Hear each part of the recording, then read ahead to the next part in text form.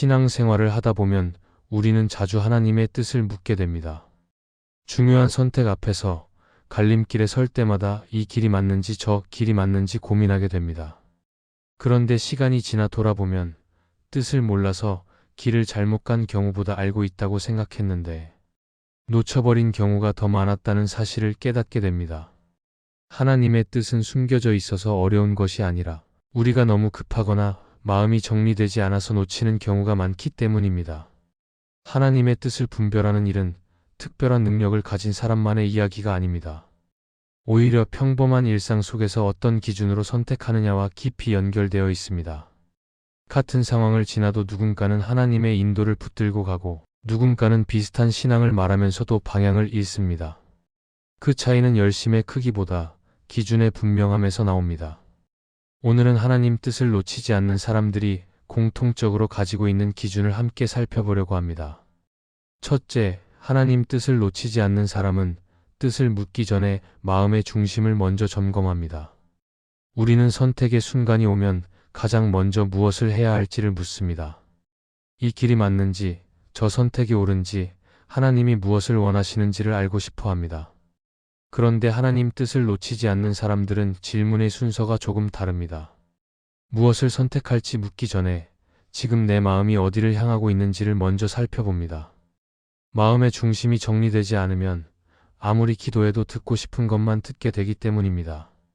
마음의 중심을 점검한다는 것은 내 안에 이미 결론이 서 있는지를 살펴보는 일입니다.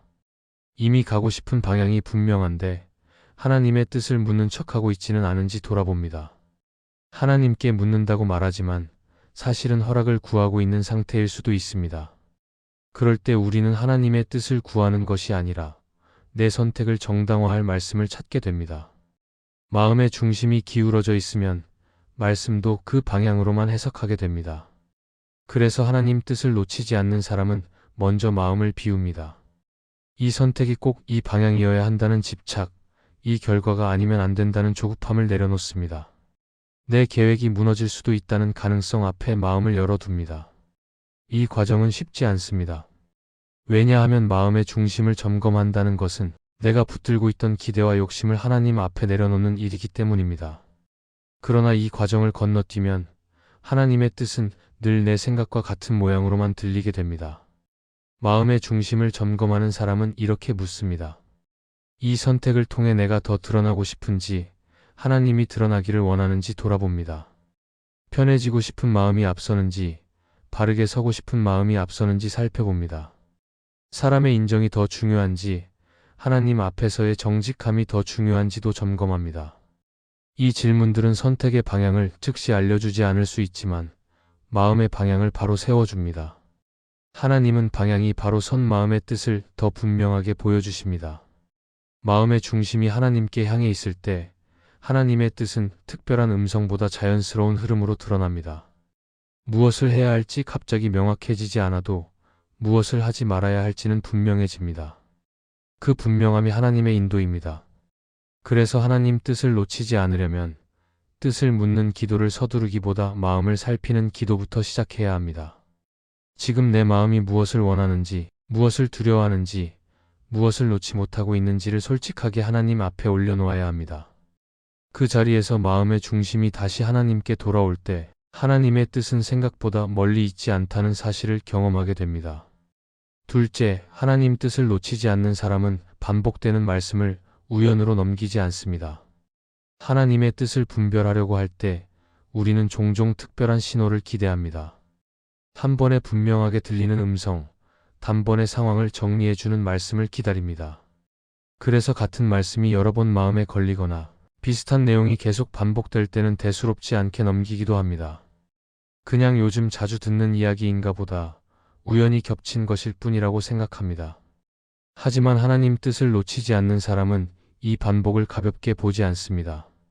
하나님은 우리의 삶을 급하게 몰아붙이듯 인도하지 않으십니다. 오히려 같은 방향을 여러 번 보여주시며 우리의 마음이 그쪽으로 천천히 움직이도록 이끄십니다. 그래서 반복되는 말씀은 소음이 아니라 신호일 수 있습니다. 지금 멈춰보라는 신호, 다시 생각해보라는 신호 이미 들었지만 아직 순종하지 않은 부분을 짚어주는 신호일 수 있습니다. 하나님은 한 번 말했으니 끝이라고 하지 않으시고 우리가 들을 때까지 같은 방향으로 말씀하십니다. 반복되는 말씀이 불편하게 느껴질 때도 있습니다. 이미 알고 있는 내용인데 왜 또 이 말씀이냐고 느껴질 수 있습니다. 그 불편함 속에는 종종 이유가 있습니다. 그 말씀이 지금의 선택이나 태도와 부딪히고 있기 때문입니다. 하나님 뜻을 놓치지 않는 사람은 이 불편함을 피하지 않습니다. 오히려 왜 이 말씀이 계속 마음에 걸리는지, 지금 내 삶의 어떤 부분을 건드리고 있는지 차분히 살펴봅니다. 하나님은 새로운 말씀보다 이미 주신 말씀을 통해 인도하실 때가 많습니다. 그래서 반복되는 말씀은 방향 확인에 가깝습니다. 지금 가고 있는 길이 맞는지 아니면 조금 비켜서 있는지를 점검하게 하십니다. 만약 같은 말씀이 여러 상황 속에서 계속 떠오른다면 그것은 우연이 아니라 하나님이 멈추지 않고 말씀하고 계신다는 증거일 수 있습니다. 문제는 하나님이 말씀하시느냐가 아니라 우리가 듣고 반응하느냐입니다. 하나님 뜻을 놓치지 않는 사람은 반복되는 말씀 앞에서 이렇게 질문합니다. 이 말씀을 통해 하나님이 나에게 무엇을 멈추게 하시는지, 무엇을 다시 붙들게 하시는지 돌아봅니다. 그리고 아직 결단하지 못한 부분이 있다면 그 사실을 인정합니다. 완벽한 이해보다 작은 순종을 선택합니다. 반복되는 말씀은 큰 결단을 요구하기보다 방향을 조금 조정하라고 부르는 경우가 더 많기 때문입니다. 말씀이 반복된다는 것은 하나님이 우리를 포기하지 않으신다는 뜻이기도 합니다. 한 번 듣고 지나쳐도 다시 들을 기회를 주신다는 의미입니다. 그래서 반복되는 말씀을 우연으로 넘기지 않는 태도는 매우 중요합니다. 그 말씀을 붙들고 천천히 걸어갈 때 하나님의 뜻은 점점 더 분명해집니다. 새로운 정보를 얻어서가 아니라 이미 주신 말씀에 반응하기 시작할 때 하나님의 인도는 선명해집니다. 셋째, 하나님 뜻을 놓치지 않는 사람은 속도가 아니라 일관성으로 하나님의 뜻을 확인합니다. 우리는 선택의 순간마다 속도를 의식합니다. 빨리 결정해야 할 것 같고 늦으면 기회를 놓칠 것처럼 느껴집니다. 그래서 하나님의 뜻을 구하면서도 마음 한편에는 조급함이 자리 잡습니다. 이왕이면 분명하게 한 번에 빠르게 방향이 정해지기를 기대합니다. 그러나 하나님 뜻을 놓치지 않는 사람들은 속도로 확신하지 않습니다. 대신 시간이 지나도 변하지 않는 흐름을 통해 하나님의 뜻을 확인합니다. 하나님의 인도는 종종 빠르지 않습니다. 어떤 날은 분명하게 느껴졌다가도 다음 날에는 다시 헷갈릴 수 있습니다. 감정이나 상황에 따라 확신의 강도는 달라질 수 있습니다. 그래서 속도에 기대면 쉽게 흔들립니다. 반면 일관성은 다릅니다. 시간이 지나도 계속 같은 방향으로 마음이 기울어지는지, 여러 상황 속에서도 동일한 기준이 유지되는지를 보게 합니다. 하나님 뜻은 순간의 확신보다 반복되는 방향 속에서 더 분명해집니다. 일관성으로 뜻을 확인한다는 것은 하루의 느낌으로 결론을 내리지 않는다는 뜻입니다. 오늘은 평안해서 맞는 것 같고 내일은 불안해서 아닌 것 같다고 판단하지 않습니다. 대신 이 방향이 말씀의 흐름과 어긋나지 않는지, 시간이 지나도 마음의 중심을 흐트러뜨리지 않는지 살펴봅니다. 하나님 뜻은 우리를 급하게 몰아붙이기보다 삶 전체를 통해 같은 방향으로 이끄시는 경우가 많기 때문입니다. 속도를 기준으로 삼으면 하나님의 뜻은 자주 바뀌는 것처럼 느껴집니다. 상황이 바뀔 때마다 판단도 달라집니다. 그러나 일관성을 기준으로 삼으면 상황은 변해도 방향은 유지됩니다. 어려움이 와도 계속 붙들고 싶은 방향인지, 손해가 생겨도 놓고 싶지 않은 가치인지가 분명해집니다. 이 지속성이 하나님의 뜻을 확인하는 중요한 기준이 됩니다. 하나님 뜻을 놓치지 않는 사람은 급한 결정 앞에서 잠시 시간을 둡니다. 빨리 움직일 수 있어도 서두르지 않습니다. 왜냐하면 하나님의 뜻은 서두른다고 더 분명해지지 않는다는 것을 알기 때문입니다. 오히려 조급함은 마음을 흐리게 만들고 일관성을 깨뜨립니다. 그래서 속도를 늦추고 같은 질문을 여러 번 하나님 앞에 올려놓습니다. 그 과정 속에서 방향은 점점 또렷해집니다. 일관성은 믿음의 근육처럼 서서히 자라납니다. 매번 같은 선택을 반복하는 것이 아니라 같은 기준으로 선택하는 연습을 통해 만들어집니다. 오늘도 하나님을 신뢰하고 내일도 같은 신뢰를 선택하고 상황이 달라져도 기준을 바꾸지 않는 삶 속에서 하나님의 뜻은 삶의 일부가 됩니다. 그때 하나님의 인도는 특별한 사건이 아니라 자연스러운 걸음이 됩니다. 그래서 하나님의 뜻을 확인하고 싶다면 지금 얼마나 빠르게 움직이고 있는지 보다 이 방향을 오래 붙들 수 있는지를 물어야 합니다. 속도는 우리를 앞서가게 만들 수 있지만 일관성은 우리를 길 위에 머물게 합니다. 하나님 뜻을 놓치지 않는 사람은 빠른 확신보다 오래 지속되는 방향을 선택합니다.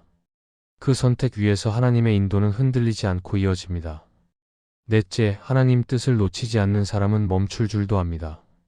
우리는 보통 멈춤을 두려워합니다. 멈추면 뒤처질 것 같고 기회를 놓칠 것 같고 아무것도 하지 않는 사람처럼 보일까 걱정합니다. 그래서 하나님의 뜻을 구하면서도 마음은 계속 움직이고 싶어 합니다.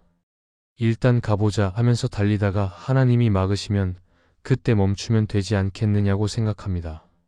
그러나 하나님 뜻을 놓치지 않는 사람은 다르게 움직입니다.